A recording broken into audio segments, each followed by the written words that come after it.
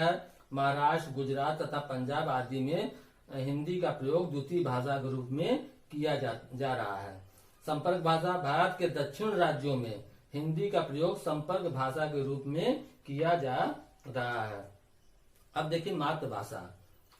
शिशु शिशुवावस्था में अपनी माँ तथा परिवार के जिस भाषा को पहली बार सीखता है वह उसकी मातृभाषा कहलाती है। जब शिशु छोटा होता है, बच्चा जब सीखता है माँ बाप से, भाई बहनों से, उसकी वह मातृभाषा कहलाती है। तमिल भाषी परिवार में बच्चों की मातृभाषा तमिल है तथा पंजाबी भाषी परिवार में बच्चों की मातृभाषा पंजाबी होगी।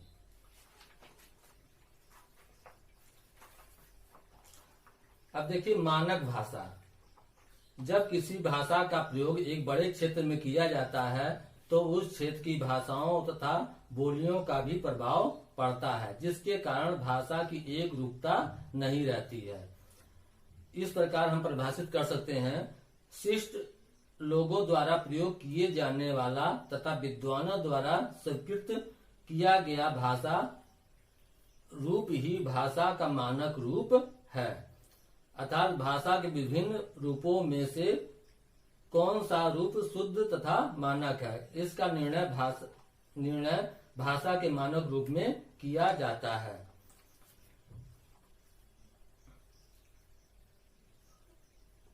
देखिए हिंदी जो है, हिंदी के कई वर्णों द्वारा शब्दों के दो दो रूपों में लिखा जाता है। हिंदी में वर्णों तथा शब्दों के दो दो रूप हैं, जैसे लिए लिए, गए गए, आई आई, मंदिर मंदिर। ऐसी स्थिति में इसमें कौन सा रूप मानक है यह भ्रम होना स्वाभाविक है। इस दशा में जिस रूप में को अधिकांश शिक्षित जन प्रयोग में लाते हैं उसका मानक रूप माना जाता है। अब देखिए बोली। बोली किसे कहते हैं? किसी छोटे क्षेत्र में प्रयुक्त की जाने वाली वह भाषा जिसका प्रयोग प्रायः बोलचाल के लिए किया जाता है बोली कहलाता है। किसी छोटे क्षेत्र में प्रयुक्त की जाने वाली वह भाषा जिसका प्रयोग प्रायः बोलचाल में किया जाता है बोली कहलाता है। अब देखिए लिपि क्या है? भाषा की ध्वनियों को लिखने के ढंग को लिपि कहा जाता है। भाषा की ध्वनियों को लिखने के ढंग को लिपि कहा जाता है। लिपि ना होती तो पुस्तकें भी ना होती। अगर लिपि ना होती तो जो पुस्तक हम पढ़ रहे हैं या आप पढ़ रहे हैं तो ये नहीं होती। फिर हम इतना ज्ञान कैसे और कहां से प्राप्त करते? विभिन्न भाषाओं की लिपियां संस्कृत, हिंदी देवनागरी लिपि है, उर्दू फारसी लिपि है, अंग्रेजी रोमन लिपि है, पंजाबी गुरुमुखी लिपि है। उर्दू को लिपि फारसी दाएं से बाईं ओर लिखी जाती है। अब देखिए व्याकरण क्या है? व्याकरण दिया है टॉपिक। व्याकरण क्या है? व्याकरण वह शास्त्र है जो हमें भाषा के शुद्ध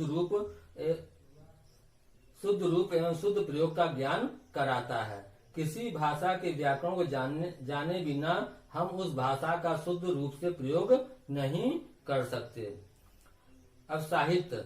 ज्ञान के संचित कोश का नाम साहित्य है। ज्ञान, जितना भी ज्ञान अर्जित कर सकते हैं वो साहित्य द्वारा ही अर्जित हो पाएगा। साहित्य की दो विधाएं हैं, एक पद है, एक गद्य है। पद में कविताएं हैं, रहीम, कबीर, बिहारी आदि के दोहे, तुलसी की चौपाइयां, मीराबाई, सूर, कबीर, तुलसी आदि के पद गद्य साहित्य के अंतर्गत आते हैं। इसकी आपकी पाठ्य पुस्तक में संकलित दीवानों की हस्ती, सुदामा चरित्र और भगवान के डाकिए पद साहित्य हैं।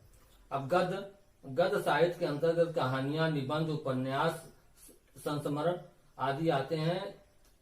आपकी पाठ्य पुस्तक में संकलित लाख की चूड़ियां, कहानी, क्यों निराश हुआ जाए, निबंध गद्य साहित्य है। अब व्याकरण के मुख्य 3 अंग होते हैं, ये भी देख लीजिए।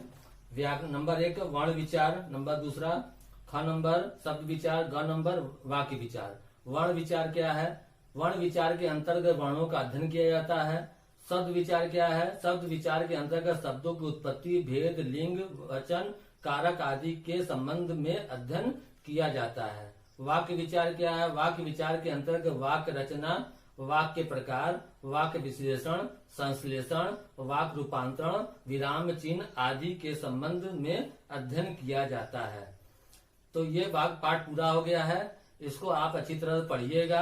अब हम क्वेश्चन आंसर लिखवाने जा रहे हैं, इसको ब्लैक बोर्ड पर देखिए। क्वेश्चन आंसर पार्ट 1 डाल के पार्ट का नाम डाल लीजिएगा। भाषा देखिए क्लास 8 पार्ट 1 डाल दीजिएगा कॉपी में, और भाषा, लिपि तथा व्याकरण। प्रश्न नंबर 1 है, भाषा की परिभाषा लिखिए, नीचे आंसर लिखे हुए हैं। फिर नंबर दूसरा क्वेश्चन, भाषा की अभिव्यक्ति के कितने रूप हैं, प्रत्येक के 2-2 उदाहरण दीजिए। अभी आंसर पूरा नहीं हुआ है, अभी इसके बाद लिखवाते हैं। देखिए उत्तर नंबर दूसरे का देख लीजिए, आंसर लिखा हुआ है ग्रीन बोर्ड पर। फिर क्वेश्चन नंबर 3 है, मौखिक भाषा तथा लिखित भाषा में क्या अंतर है।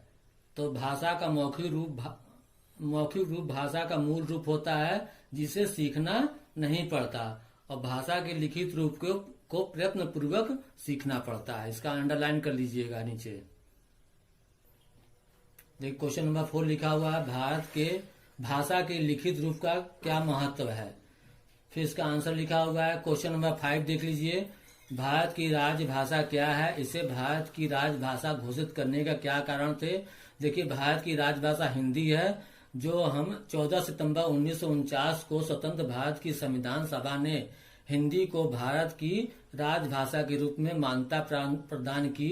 इसलिए प्रतिवर्ष 14 सितंबर को हिंदी दिवस के रूप में मनाया जाता है। इसको नोट कर लीजिए, नीचे अंडरलाइन कर लीजिएगा। देखिए क्वेश्चन नंबर 6 लिखा हुआ है, इसको नोट कर लीजिए, इसका आंसर लिखा हुआ है। फिर क्वेश्चन नंबर नीचे 7 है, लिपि से तुम क्या समझते हो। उत्तर है, भाषा की ध्वनियों को लिखने के ढंग को लिपि कहा जाता है। नीचे अंडरलाइन जरूर कर लीजिएगा रेड पेंसिल से। देखिए क्वेश्चन नंबर 8 नोट कर लीजिए, और क्वेश्चन नंबर 9 है, व्याकरण की परिभाषा लिखिए और बताइए कि इसे पढ़ना क्यों आवश्यक है।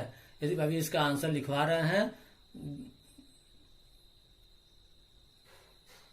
देखिए उत्तर नंबर 9, इसका क्वेश्चन पहले लिखवाए थे, आंसर नोट कर लीजिए। फिर प्रश्न नंबर 10 है, मातृभाषा का क्या अभिप्राय है, इसको नोट कर लीजिए।